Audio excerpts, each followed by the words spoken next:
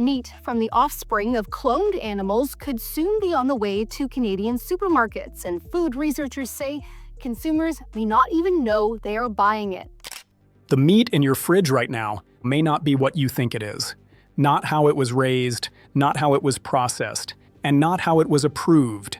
Because several months ago, Health Canada and the CFIA nearly changed the rules on what counts as meat.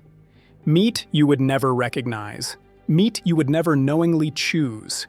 And while Canadians were distracted by rising grocery prices, these changes almost happened without you ever knowing.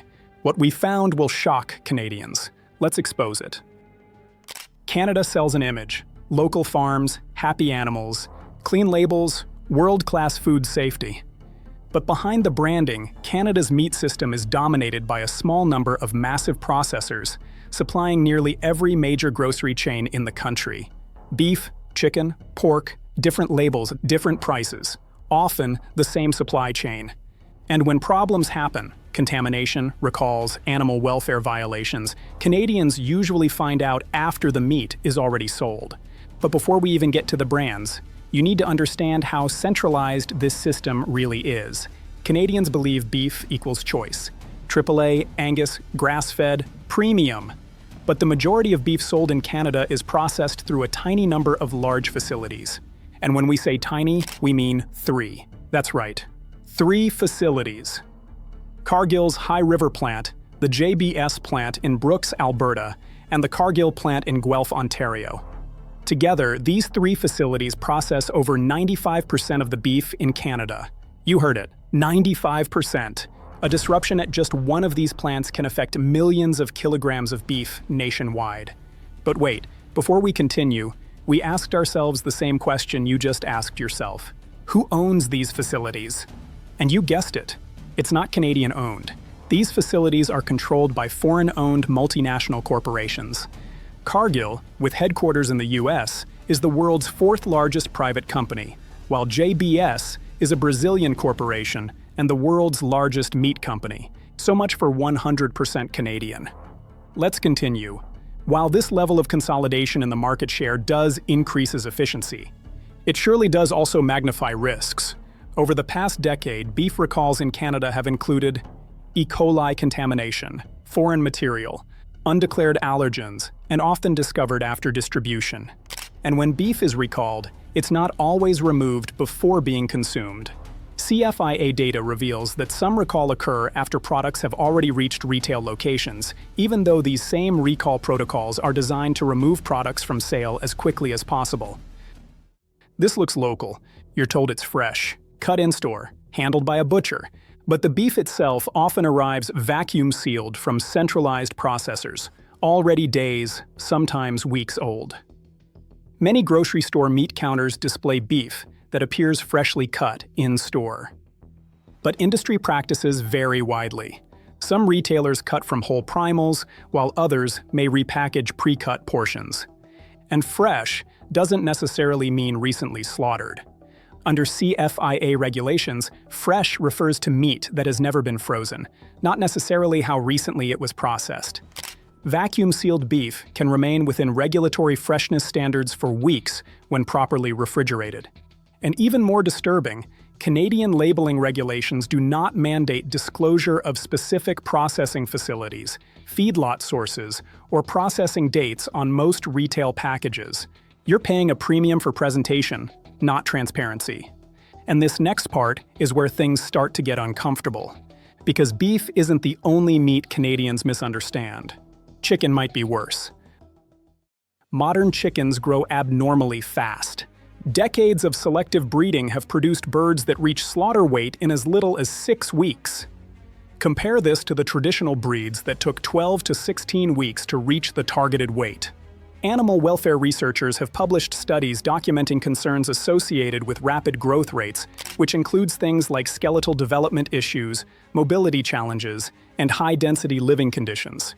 And while antibiotics for growth promotion are restricted, they still use it to prevent disease in crowded environments. Critics argue the system prioritizes output over longevity, welfare, and your nutrition. Value-priced chicken products are among the most affordable protein sources available to Canadian consumers. But at what cost? Chicken can be mechanically processed, injected with saline solutions, and/or treated with antimicrobial washes. That water adds weight. You pay for it. After cooking, much of that weight disappears. But here's something even more concerning about chicken that most Canadians don't realize. CFIA's own data shows that post-market testing done after chicken has already been shipped to stores, regularly detects Salmonella and Campylobacter bacteria on retail chicken products. Studies have also found significant percentages of raw chicken sold in Canadian stores test positive for these bacteria. Both can cause serious foodborne illness. And while proper cooking kills these bacteria, cross-contamination in home kitchens remains a significant public health concern. The industry response? These levels are considered normal and expected in poultry processing. You're told to handle chicken carefully, wash your hands, sanitize your cutting boards. But here's the real question. Why does the industry accept such high contamination levels that require us, the consumers, to take such extensive precautions? But before we continue, if you want more Canadian food exposés like this, subscribe and like this video. It helps push investigations like this to the people who need to see them. Because what we're about to show you next raises serious questions about pork. A true Canadian favorite. Pork doesn't get the same scrutiny as beef, but it should. Canadian pork production is highly industrialized, with animals raised in confined indoor systems for most of their lives. Controlled diets, limited movement, large-scale processing. This creates efficiency. It also creates vulnerability. CFIA recall databases show that pork products have been recalled for various reasons, including listeria, salmonella, processing sanitation failures. And because a single processing plant supplies multiple brands, one issue can result in recalls across multiple brands and multiple product lines. But here's what makes pork particularly interesting in Canada's meat system. We export more pork than we consume. Canada is one of the world's largest pork exporters, shipping approximately 70% of the pork we produce to foreign markets, primarily China, the United States, Japan, and Mexico. This means that Canadian pork production isn't driven primarily by domestic demand. It's driven by international export markets. And when those export markets change their requirements or close their doors, it affects what happens here at home. During trade disputes, or when countries like China restrict imports due to disease concerns or political tensions, Canadian pork that was destined for export suddenly floods the domestic market. This can lower prices temporarily, which sounds good for consumers. But it also means the pork you're buying wasn't necessarily raised with Canadian consumer preferences in mind. It was raised to meet the specifications and price points of bulk international buyers. Different standards, different priorities. And when export markets tighten, that product gets redirected to your local grocery store, often rebranded with feel-good marketing language to make it appealing to domestic shoppers. Furthermore, while Canada exports massive volumes of pork, we also import pork products, particularly processed pork items like bacon, ham, and deli meats. In recent years, Canada has imported pork from the United States, Denmark, Poland, and other countries. This creates a paradox. Canadian pigs raised in Canadian facilities are shipped overseas, while Canadians purchase imported pork products that were raised and processed elsewhere under different regulatory frameworks. Country of origin labeling requirements in Canada are limited. For many processed or prepared meat products, there is no requirement to disclose where the animal was raised or where primary processing occurred. You might see "Product of Canada" on a package, but under current regulations, that label can be used if the product underwent sufficient processing or transformation in Canada, even if the animal itself was raised elsewhere. This means imported pork can be processed, packaged, or further prepared in Canada, and then labeled in ways that obscure its actual origin. For consumers trying to support Canadian farmers or avoid pork from countries with different animal welfare or food safety standards, this lack of transparency makes informed purchasing nearly impossible. Words like farm-raised, natural, or wholesome, they're marketing terms. They are not defined or regulated by CFIA for meat products in Canada. Furthermore, it differs from regulated claims like organic, which requires third-party certification, or antibiotic-free, which has specific verification requirements. They don't guarantee things like outdoor access, antibiotic-free life, or small-scale farming, as you would expect. In many cases, these products come from the same supply chains as cheaper pork, just packaged differently. Without a regulatory framework for the definitions for these terms, products using this language may come from production systems similar to conventional pork. In many cases, you're paying for marketing reassurance rather than meaningful differences in how the animal was raised. Here's what to look for the next time you are buying meat in Canada. What actually matters are the third-party certifications. Let's show you. Number 1 is certified organic. This means the animals were raised without synthetic pesticides, routine antibiotics, or growth hormones, standards that are legally regulated and audited. Then there is certified humane, another meaningful certification. This means the animal met specific welfare standards, space to move, humane handling, and reduced stress before slaughter. And last but not least, there's certified grass-fed. This tells us the animal was fed what it's biologically meant to eat, not corn-heavy industrial feed designed to cut costs and increase weight fast.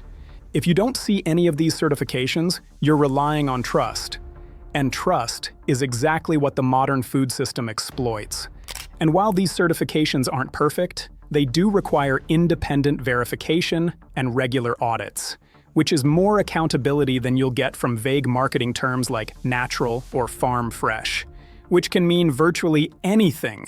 The reality is that in a system where just 3 facilities process over 95% of Canada's beef, and where recalls often happen after contaminated meat has already been sold, these third-party certifications give you one of the few tools available to vote with your dollar for the kind of food system you want to support. Because without certification, there's no transparency, no enforcement, and no guarantee of how that animal was actually raised. And in a system built on speed, scale, and profit, that should concern every Canadian buying meat for their family. And now we need to talk about something most Canadians have never heard of. Because while meat looks the same on the shelf, the rules behind it almost changed forever. Health Canada explored policy changes that would have reclassified meat from cloned animals and their offspring.